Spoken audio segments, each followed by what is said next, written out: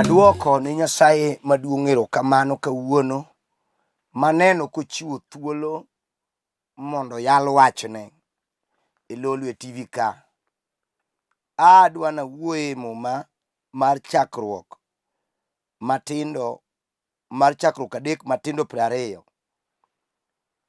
Nyinga gin Samuel Marochi Wudogola, aja Asembo Kanyakala. Kidhi korwa tilora Ajego. Skul Rambugu kanyo e kama dalawa nitie. Muma mas awacho ndik kama. Chakruok adek 20 wacho ni Adam nochako chiege ni Hawa nikech ne en min ji duto. Ruoth Nyasaye noloso ni Adam gi chiege lewni mag pien morwako nigi. Aduoko ni Nyasaye maduong' erokamano manoloso ni Adam kod chiege lewni mag pien kogole chiayo. Adwa nawuo kodi in janeno mar Lolwe. Kawuono nitie wach madwa naler kodi mos kawadhi mondo iyud thoro mare tang' iyudie gimilame Nyasaye kawatieko. Adam otimo richo e puodho mar Eden. Marichono king'iye malong'o to nomiyo Adam wang'e oneno moneno duge. To nyaka ne chweye makete piny kod chiege ma Hawa. Onge chieng' mane giserwake lewni, ne gin duge kamano, to ne pok gifwenyo ni gin duge. Nikech ng'eyo mar duk kod gima ok duk ne pok oketi obwongogi. Notamgi kik gichamo olemo nikech chamo olemo ne kelogi e fwenyo richo, e fwenyo richo to kod fwenyo gima ok richo. Ne kelogi fwenyo e gima ber kendo gima rach. Koro emomiyo notamgi mondo gibed mana ka ging'e gima ber kende to marach kik ging'e. To nikech ne gichamo olemo, nochopo kama dhano koro nyalo chako neno gik maricho moluore, nyalo neno gima richo man kuom e dende. Momiyo Adam noduoko Nyasaye ni wan duk. To Nyasaye openje ni ting'e nadi ni duk? Nikech nyocha tikiaga ni duk, kendo nyocha iwuotho kikia ni duk ka tie mar Nyasaye umi gi lochne kod teko kod sama ne urome kode. To pok ne wawinje ni iwacho ni duk. Tisebedo kiwuotho ka in banglo kamano kod chiegi ka uluoro puodho mar Eden, to onge ng'ama neno wadgi ni duk. Lebe koneno ube ne kia ni duk nikech lebe nokochiw gi paro mar ng'e dugego. To in to ere kaka iduongo ng'eyo ni duk? To kar mondo Adam oduoke malong'o ni an to na an duk nikech olemo mane imiya, mane dhako mane iwachona ni kik acham, asechamo. Okawo lawama oketo kuom chiege. Dhako be kipenjo ni thuol. Giwito evidence ka gitero kuonde moko. Penjo mipenjo gi ok gidwoki. Adiera thothne ng'ama oserochore e wach Nyasaye, mosewe wach, modhi kando mar wach, en kati Mose nopaki Yesu to duoki nokwe. Onge kama ondiki Muma ka ni duoko ji nokwe. Gima ang'eyo nondiki en kwe. Kwe go kwe gin weche ariyo mopogore. Jalal to wacho kwe. Ondiki Muma ni Yesu ka oro jootene to wacho ni kama udonje to upenj ni kwe ni ka. Kwe opogore kod okwe. Okwe en gima ne liet to koro chal ka gima opoesa e agwata kati okombe. Ikoni Hawa kwe na chacha ni awinjo koliet. Mano kweyo chai. Koro ka wan gi kwe madonjo ka lweny osetimore, kata ka dhawo moro osetimore, kata ywaruok miwacho ni jowadwa, beduru kod kwe. Kwe go kwe gin weche ariyo mopogore. To ng'ama oselal mowe warruok gi weche matindo mag dondi mag romiromnogo e kanisa kata e dala, osedok e kuong', osedokie e konge matindo mibiye dhok makonyagi, osedokie njaga gi ndawa.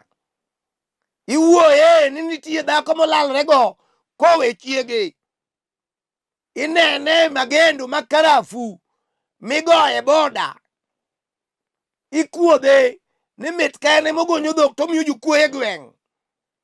To rache nyocha en jang'am jal mowar malemo marwako tai gi koti chieng' modhi lemo, samoro rwako kandho. Nyocha en gi cheo maduong' mar lemo, kata ok en gi cheo, en nyathi kanisa mobetie kom. Kinde mane en gi Nyasaye, limbe mar Nyasaye ne lime. Jehova ne kelo ne fwenje madongo konindo. Mipango kako onego yal injili e piny duto ne nie pache, nopango. Adiera be noneno ni injili ok en mana kar gul kende, onego wuok kode oko yale pinje. Ne en gi mipango motoro gi pache. To kagir kiragi, jachien nodhi okawo parono mogolo e pache. Ler kod liw gi dimbruok mar wach mane en go nolal. Odong' mana gi mumbe mowacho e wiye. Kuonde liet en mokete kaka gima miyo ji nyiero.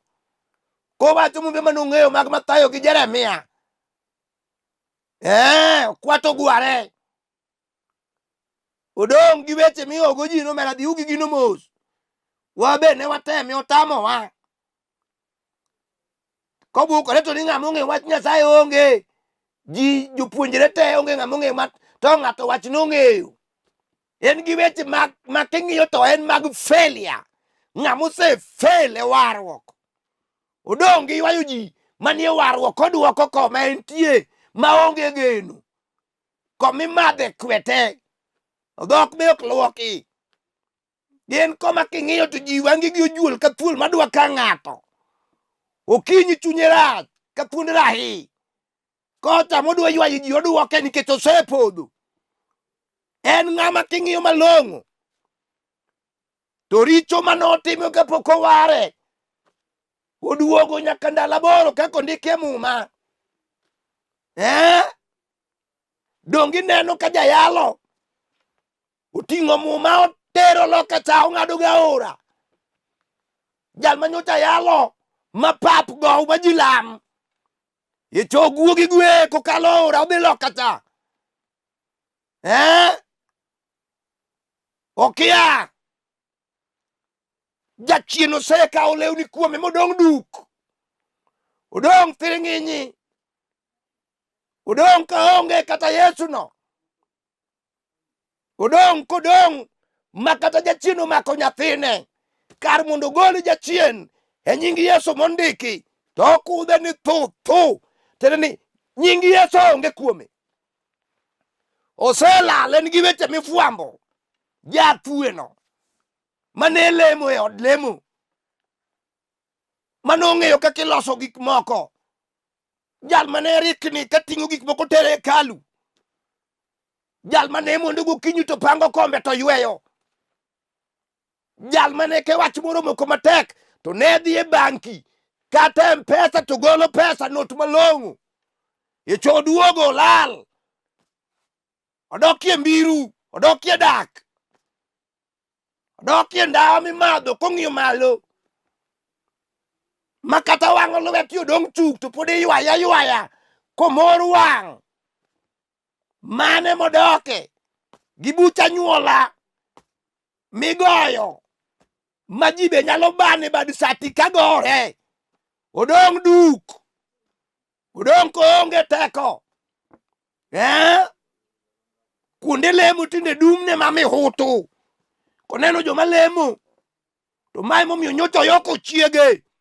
Kokelo joyala 2 kata 3 mowinjo odok ogoyo ma ji oneno. Kadho dhako no ema okuot maduong'. Apenji to idong' ineno ka nisewe warruok. Idong' gi lweti idong' buga. Idong' gi weche miluoro go e kor gweng'. Tindi ng'e dinde mabeyo gi marach te.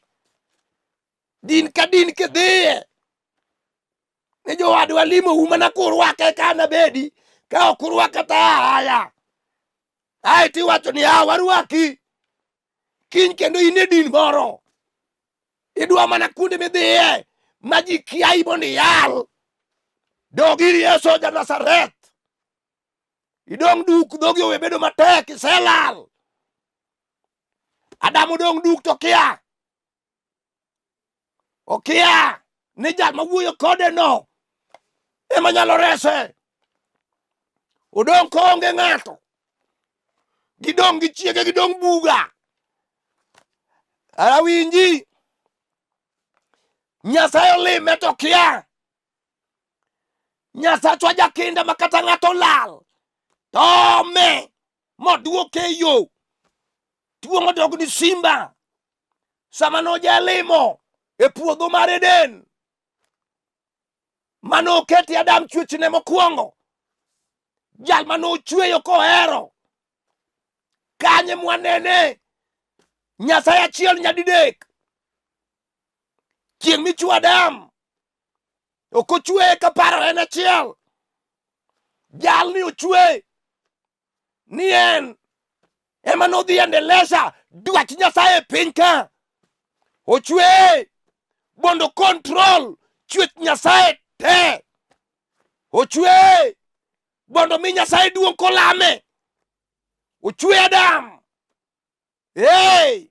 koa e lowo gik mang'eny nowacho to kochopi Adam to ochwe gi lwete jal manogeno kendo ohero odhiambo nosiko kolimo Adam e puodho nohere ma gima miyo Adam ne nyalo bedo kokuyo Nyasaye ne donjo to konyo to mae momiyo noter Adam e nindo mochwe chiege ma Hawa mondo Adam kik ne chandruok Nyasaye mochiwo na Adam chiemo e puodho no okoni cham te to mana achiel ema kik icham ere ng'ama ne Nyasaye ohero malo Adam tawuoro kinde no Adam ne winjo limbe mar Nyasaye kolimo puodho Adam ne wuoyo gi Nyasaye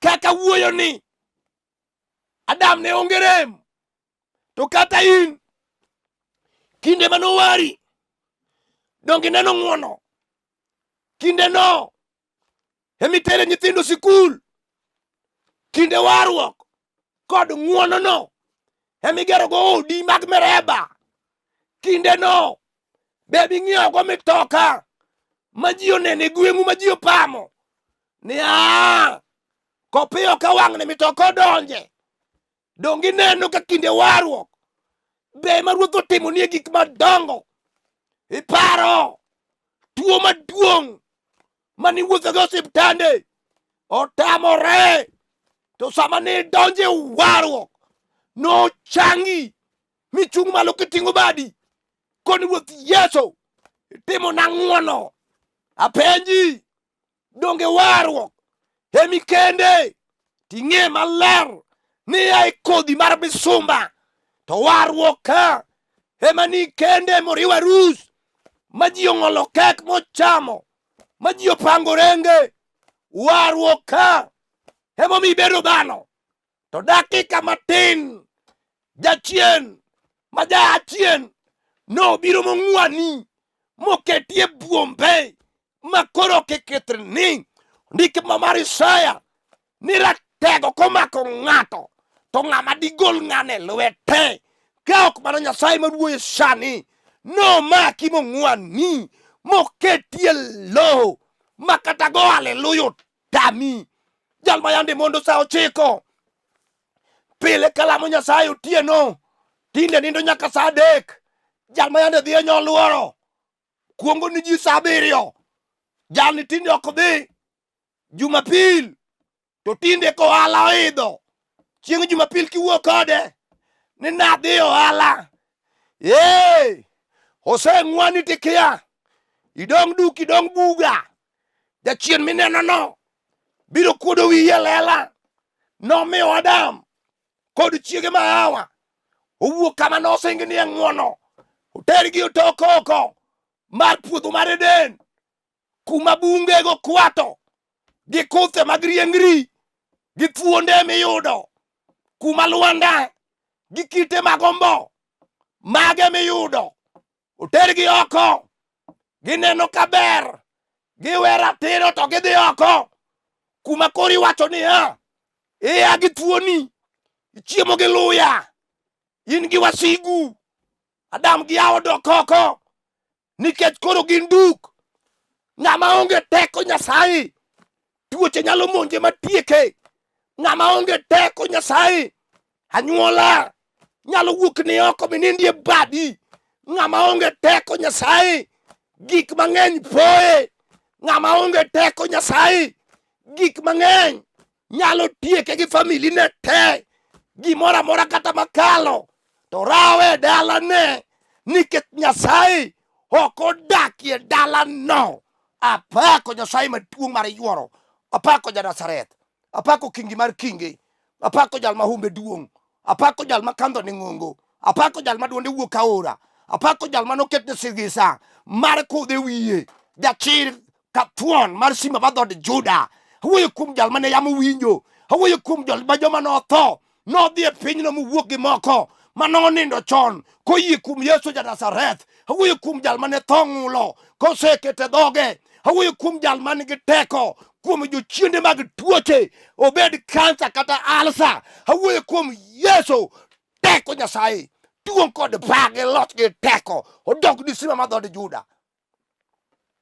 Winjo, dukineno kidong' lela, teko we, teko dhi, gigi matinde kethore, idok amuna, imadhe safi miban tielong, to ni jalemo e gweng'u ji ong'eyi ka japolo, iluongi ni japolo, to gimitimo pogre gi polo. Ineno, dong ineno karano donjoni mapek. Ero ohala miyudo kiwe Nyasaye, ero ohala e kuma koro ikuomeno. Dong ineno kokelo ni osiepe machal kodi, mamoko leke gi mamalo gi mapiny oseweyo. Dong ineno kokelo ni joma dendgi otimo rengo renge. Onge rieko ming'ado ka. Ere oyie mi kong'o chupni 20, to kikwaye 100 midhi donjo ge ot nyithindo chiem, to kongi ge mineno king'wane mbele ni wacho rumo. Ere osiepe mineno, ber mineno kono ere. Osiepna, duog ir Nyasaye, kata ni isedhi mabor, duog ir Nyasaye. Kata ni ilwar e chuodho gomimbi mitimo todo, duog ir Nyasaye. Kata ne ji osechayi ni lal chuth, ondikie muma, ka ng'ato opodho piny, dongo onyalo chung' kende. Ka ng'ato we yo, dongo onyalo duoge yo. Onge gima ok nyalre kuom Nyasaye ma yaloni. Duong' kod pak gi loch gi teko, dog ni simba mar dhood Juda. Uma wacho ni Adam ong'iyo dende kama, oyudo ka en duk thiring'inyi, odok kawo gik mofuaso e kor bungu ka, okawo yien mag oboke, okawo binju oket kuome, okawo potober oket kuome, okawo nyabad kwach oket kuome, okawo yien ma bungu mifuasogi, ni eka podi pok ogeng'o ne duge. To kata in dong' awuo kodi, sama wueni isefuaso ang'o miketo noum duk. Bo dhier mane nitie, dong ineno koduogo. Saulo ma wuod Kish, ka much Nyasaye oseweyo, nochimo ajuoga madhako kuma ok dinodhiye. Madhako cha okelo tipo ma ok Samuel ma kawaida, okelo Samuel mar tipo machielo. Saulo nodhi ajuoga, kata in donge ni iseweyo, pachi oseringo kanye, dong isedhi, dong oseswagni yien miwacho ni madho king'iyo toki, dong oseswagni yien miwacho ni madho ka chieng' wuok to ka podho, dong ineno gik miumri gogo. Tapenji, amen, gik mitimogo kum duk, okum duk nadhi amadhi e kong'o eka wiyo wil gi chandruok manadonje. Osiepna biro wil kuom seche adek. Sa mar 4 pachi duoge wang'e, ibiro paro miywagi, ipar jou mane osetho miwacho ni kata in be onego itho, to kara ere gima ogeng'o. Winji, duk ok inyal umo kod miriambo ma kiyudo jomowar tipako kodgi Yesu tiselal, itemo umo kod pak Yesu, mano ok nyal. Pesa okum kori dong' e lela. Mitokeni 3 maning'iewo osedhi odong' achiel machalo chakra. Ne kaka ji ng'i kidonje unji. Ng'ama ne yalo ma jochiende ne ringo ka yalo, tinde ere? Jal mane wuotho gi muma kaloso ute mapodho katimo counseling, dongi neno ka onge. En ma ode okethore sani. Dhako no ringo moweye gi mumbe motwe gi ring e agulu. Muma mane ikane kabat, tinde kidhi agulu kuonde mikanie rech mag wiu emirade gi muma koselal. Winji, Nyasaye oneno Adam to koni onge wach, jalni nahero kata oselal kata odong' duk. Ang'eyo chiayo mibiro kaw tiyang' e lela, to koseyang' mare mochwere e lowo, to remo no dhi oso lowo, to pien chiayo dhi umo duk. Ochim Adam gi duge no tir. Okoni kawuono Adam kata in duk ma nyithindo nyiero, joma dongo nyiero, inyieri kisiemi gi dhok. Aluoro mich kuot.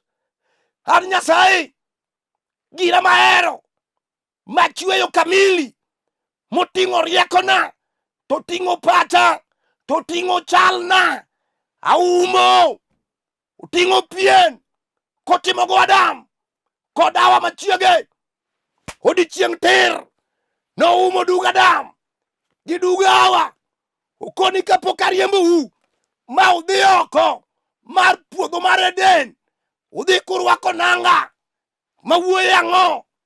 Yesu ja Nazareth enie misango ma kidong' kendi to rembe kelo resruok, to dugi oumo. Mama kata ji osewacho ni chal nadi, Yesu nigi duoko. Iwinjo, pien onogo biro umo dugi. Joma ne nyieri biro wacho niya, ochako chier kendo. Samson ma wuod Manoa, ji nong'eyo ni Dalila osetieke molile, ok donyal, onge yier wich oseng'adi.